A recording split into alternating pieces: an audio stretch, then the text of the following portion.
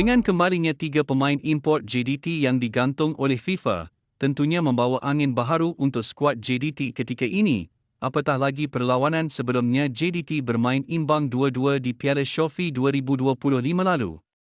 Namun mungkinkah ketiga pemain tersebut bakal diturunkan esok? Pengendali Johor Darul Tazim JDT, Xisco Munoz belum pasti ingin menurunkan 3 pemain yang diberi pelepasan oleh Persekutuan Bola Sepak Antarabangsa FIFA apabila berdepan kelab dari Myanmar, Shan United FC dalam aksi kumpulan B kejuaraan kelab ASEAN ACC merebut Piala Shopee di Stadium Sultan Ibrahim, di sini, esok.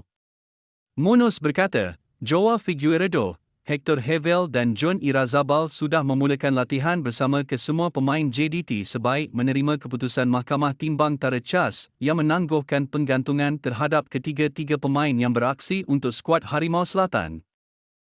Sudah tentu gembira dengan berita penangguhan oleh FIFA dan CAS dan apa yang positif apabila mereka kembali menjalani latihan, namun saya belum membuat keputusan lagi sama ada akan menurunkan mereka dalam kesebelasan utama atau bermula dari bangku simpanan dan kemudian akan dimasukkan. Tidak dinafikan ketiga-tiga pemain itu berdepan proses yang agak memberi tekanan kepada mereka dan kami tidak mahu membebankan untuk memaksa mereka beraksi, tapi melihat kepada mood yang begitu semangat berlatih, ia memberi petanda positif buat pasukan JDT, katanya pada sidang media pra-perlawanan di Stadium Sultan Ibrahim. Mengulas mengenai pertembungan menentang skuad kendalian Han Win Awong, pengendali kelahiran Sepanyol ingin memastikan Shan United FC tidak menjadi pengacau dalam usaha JDT memburu kemenangan tatkala mengidam slot ke separuh akhir. Jelasnya, pertembungan ini amat penting buat skuad Harimau Selatan selepas aksi menentang kelab dari Kemboja, PKR SV Rieng FC yang berkesudahan 2-2 dan pastinya pasukan mahu kembali kepada momentum kemenangan pada aksi di gelanggang sendiri, petang esok. Walaupun kami jangkakan ia perlawanan sukar, namun barisan pemain sudah bersedia untuk beraksi dengan intensiti yang tinggi dengan melakukan transisi permainan yang lebih kemas tatkala kami tahu pasukan lawan akan bermain secara bertahan.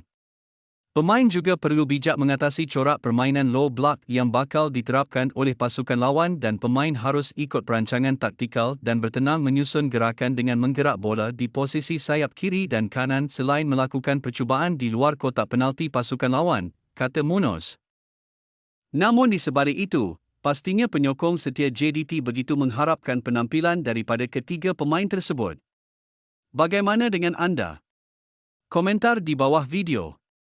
Akhirnya sekian informasi kami buat, semoga bermanfaat. Jangan lupa subscribe.